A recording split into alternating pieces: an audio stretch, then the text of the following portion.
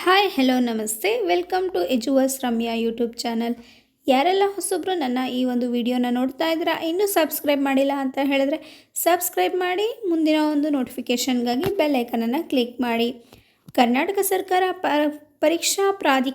ಕರ್ನಾಟಕ ಪರೀಕ್ಷಾ ಪ್ರಾಧಿಕಾರ KEA ವತಿಯಿಂದ 2026 ಒಂದು ಎಲ್ಲ ಪರೀಕ್ಷೆಗಳ ವೇಳಾಪಟ್ಟಿಯನ್ನು ಈ ರೀತಿಯಾಗಿ ಅಧಿಕೃತವಾಗಿ ತನ್ನ ವೆಬ್ಸೈಟ್ನಲ್ಲಿ ಬಿಟ್ಟಿದೆ. ಬನ್ನಿ ಈ ವಿಡಿಯೋದಲ್ಲಿ ಯಾವ ಪರೀಕ್ಷೆಗಳು ಯಾವ ದಿನಾಂಕದಂದು ನಡೆಯುತ್ತೆ ಅಂತ ಹೇಳಿ ನೋಡ್ತಾ ಹೋಗೋಣ.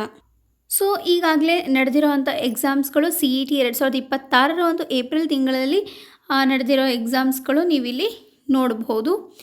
ಅದೇ ರೀತಿಯಾಗಿ ಮುಂದುವರಿದು ಹೊರನಾಡು ಹಾಗೂ ಗಡಿನಾಡು ಕನ್ನಡಿಗ ಅಭ್ಯರ್ಥಿಗಳಿಗೆ ಕನ್ನಡ ಭಾಷಾ ಪರೀಕ್ಷೆ ಬೆಂಗಳೂರು, ಬೆಳಗಾವಿ, ವಿಜಯಪುರ ಮತ್ತು ಮಂಗಳೂರು ಜಿಲ್ಲಾ ಕೇಂದ್ರಗಳಲ್ಲಿ ನಡೆಯುವಂಥದ್ದು ಇದು ಈಗಾಗಲೇ ನಡೆದಿದೆ.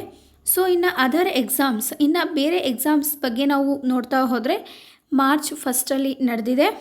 14 ಮೇ ಆಗಿದೆ, 23 ಮೇ, 23 ಇದೆಲ್ಲ ಎಕ್ಸಾಮ್ಸ್ಗಳು ಆಲ್ರೆಡಿ ಆಗಿದೆ. ಅಂದರೆ ಮುಂಚಿತವಾಗಿ ನಾವು ಜಾನಲ್ಲಿ ಇದನ್ನು ನೋಡಿದರೆ ಇದು ಗೊತ್ತಾಗೋದು.